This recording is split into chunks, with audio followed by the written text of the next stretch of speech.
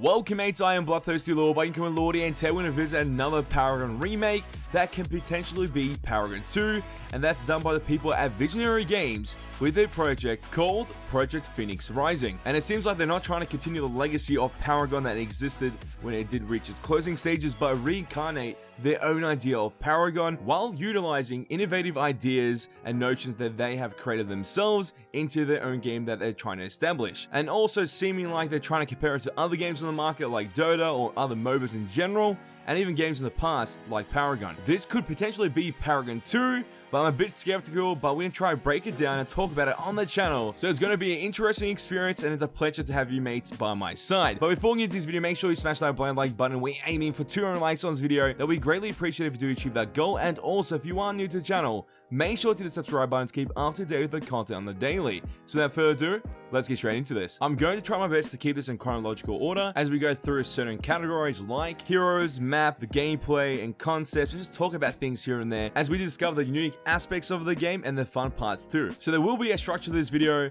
instead of me just jumping from topic to topic instantly. With all these new indie companies just coming out of nowhere and appearing to make their own Paragon remake and claiming it to be the best, there's a whole bunch of concept art that does come alongside it to show some evidence of what that is, and there's no difference here. The first ever image that was teased off about the actual map was a jungle, and that was also a work in progress shot of the actual area in the map itself. And it does remind me of a Half-Star location or even an Amber location that was in Paragon on the Legacy map and also on the Monolith map. It pretty much seems like that, so they might have been using a lot of Paragon assets at the very start to build the foundation of the game before moving on to the next steps in their vision and their idea. And when you do hint out a map piece, you also have to highlight some of your heroes or characters that will also be involved in the game when you do play it.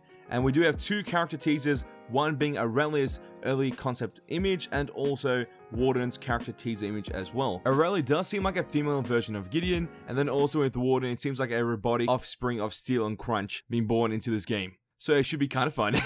It's also good to mention that the characters they are creating fall into a category of masters, typically like heroes or gods in other games. Then we jump into the first state of the game video, which was March 2018, highlighting some of the environmental aspects of the game and providing us with the first glimpse of the map in like a actual animation. And we do see like a sky camera or spectating tool as they walk through it and highlight points of interest that should be the main aspect of the map or the main congested point of the map when you're fighting minions, versing the other masters, and having a fun time indeed. But it also does remind me of that Paragon tutorial map, that 1-lane map / 3-lane map that was going to happen in the future that never actually happened. It seems like they have picked up that map and used it as a foundation and built upon it for their own game. Furthermore, even showcasing some other masters that could potentially be in the game from other roles or categories in their game. So that's kind of cool. And then we do get a quick snippet of one of the actual model characters, Aurelia, in game, and you can see the beauty of the character as well. So it seems pretty awesome that they were able to achieve a concept into a model and also place in the game, looking pretty good, and it was done really quickly. And you suddenly notice that the way they're approaching to the marketing scheme and also some of the gameplay aspects, it's exactly like Paragon. They built upon that, so they are striving a bit far but not too far away, resulting in still capturing that main Paragon audience. So they're still getting that traction from there as they make their own idea of Paragon, which isn't too bad for a marketing scheme, and also for some of the gameplay aspects, because it becomes really easy to adapt and play the actual game when you used to play Paragon back in the day. And that is a good segment into the next idea, which is their Prime Monster. That is still going to be in the game, but their own version of it, and it does look beast-like. And throughout time, they keep working on it.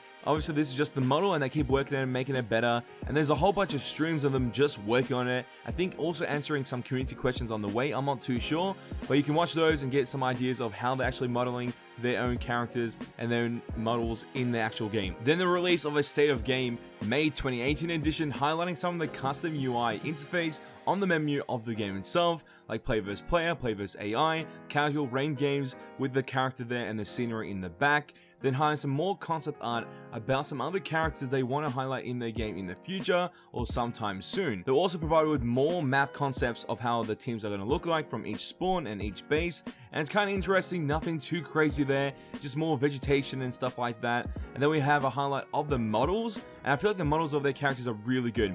The ones they've done already, or the most polished one being Aurelia.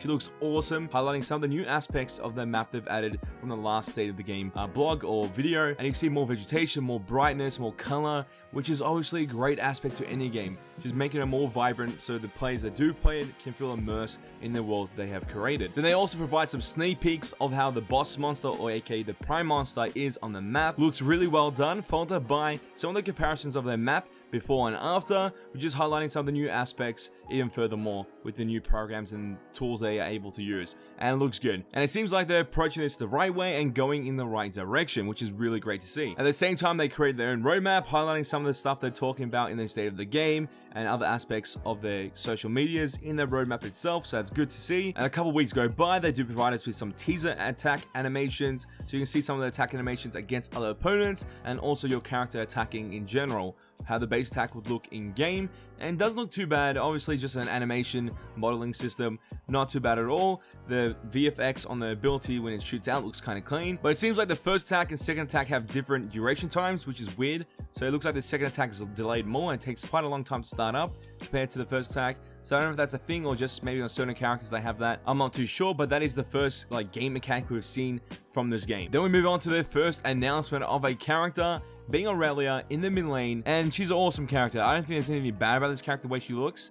Maybe ability wise, we haven't seen much of that, but the actual graphics, the way she looks, the modeled version of her is spot on perfect and one of the most polished characters to this date most likely. And at the same time, by them uploading state of the game videos, community corner videos, live streams of them modeling, it seems like they're open for discussion and feedback when it comes to certain elements of the game. So most likely if you ever see them on social media, just say something about certain element of the game you want to see, and maybe they might give you a response if they might do it or not. I don't know, but it seems like they're open to feedback, which can be a good thing and a bad thing. Obviously listening to too much feedback can result in your game going in a complete different direction, which can be really bad.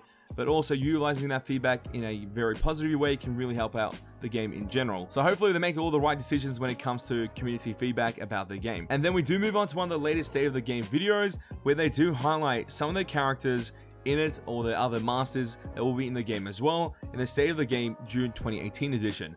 And this is kind of awesome because we do see other characters potentially promoting other playstyles and roles within their MOBA. So in total, it seems like they have 5 characters, one for each role. Cronan as their bruiser role, Theo as their guardian role, Aurelia as his sustain and anti-mage or mid laner role. Then we do have Warden, which is more of a tank control character / initiator, then followed by Inferno being the burst marksman. Pretty much, you can see some similarities towards some of the Paragon original characters, like Inferno does seem like Twin Blast, then Warden does seem like Steel and Crunch, and then Aurelia does seem like Gideon in a female edition as we said at the very start of the video, and then you do have Theo which seems like Terra and Aurora, and then Cronan just seems like Greystone but a slimmer version. So there are some type of similarities, but it seems like the company have put their own flair on it, which isn't too bad in my opinion because some of the character models that they have completed and polished up look really clean. Then also the minions that will be appearing on the map have been highlighted here as well. One of them, and it's pretty much like a skeleton figure followed by this fire-ish type of texture on its like sword and then also on its shoulder, and then it's pieces of cosmetics on actual minions. And I'm not sure if they're all just melee option minions and there's no range minions at all, so I'm not too sure about that. And then we move on to the jungle boss, aka the prime monster, and he looks better than ever. It just looks so clean.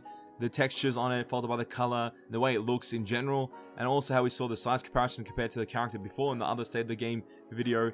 It looks kind of awesome in that size. So by seeing the updated version of it, it does look intimidating, which is really great. Then they show off some basic UI on the draft lobby screen, and then also some more concepts on monsters. Nothing really crazy in my opinion. And until this moment, we have not seen any gameplay mechanics or abilities of any sort in the game, which is kind of devastating because that's something that can really bring the gameplay mechanics to life. I've seen some type of abilities against monsters or other PvP players in the testing realm they have. Until we reach the Visionary Community Corner number 3, when they do highlight some gameplay of Aurelia versus Aurelia in the world they have created. And obviously you have to take everything with a grain of salt because it is like early access version of the way the game is supposed to be played until they develop it more, polish it up, and just do as much as they can to surpass the graphics and optimization of the first Paragon. That's maybe one of their goals, and I see that as something they could really go for and achieve because they'll make their game stand out even more. But right now, this is an early version of their playable game. And it doesn't seem like it's playing that bad. It just seems a little bit clunky when it comes to the basic attacks and the abilities overall. We do see some of the minions moving around the map.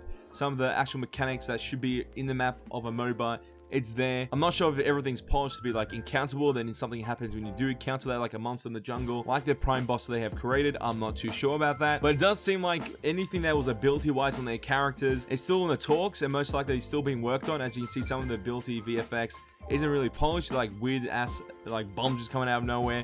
It's just really weird, but I'm guessing they're just testing things on certain characters that they should be more bursty or more explosive in area of effect damage. I think that's the idea they're trying to go for before they actually start making the VFX for a certain ability on that certain character, aka Aurelia in this case, since that is one of the most polished characters at the moment. Then the last piece of news that we did receive from Visionary Games about Project Phoenix Rising was about the support character or guardian character, Theo, which her whole character model has been completed and is ready for gameplay use most likely. Also, looking back at the gameplay reveal of the actual game, it does seem like it is more based on Agora and Legacy map than the one-lane map that I thought it was based initially because of the actual concept images and the early editions of the images of the actual game. It looks like they changed over the time and they became more the legacy focused / Agora focused map that they wanted to use and most likely let their fan base play on, which is a good choice. Mates, that is all the major information that you need to know about this Paragon 2 remake by Visionary Games, aka Project Phoenix Rising. Also, mates, with games like this that are really not done by AAA companies, there's a chance that it takes forever to come out, or it does get released sometime soon, but then there's also a chance that it never happens, so you have to be really careful with these games. But mates, as always, leave your opinions and thoughts in the comment section down below. What element of this game did really speak out to you? Leave that in the comment section down below, and also if you have any feedback about the game, leave in the comment section down below. Most likely Visionary Games might come through and look at this video and see some of the comments, and maybe that feedback can help them, so make sure to leave your opinions and thoughts in the comment section down below. If you mates did enjoy this video, show your support, especially that below like button. We are aiming for 200 likes on this video. That we greatly appreciate if you do achieve that goal. And also, if you mates want to see more gaming content on my channel, all you have to do is share with your friends and hit the subscribe button. Become a mate today. And that is all for this video. Oh, time to go, but don't you worry. Back very soon. Hit that, boys, because you ain't seen nothing yet. Mates at Visionary Games, I am super interested in your game, very intrigued by it. But please make a character that is Kalari. Please, just, I need that to happen in the game. I need it. That's the only way I want to play it.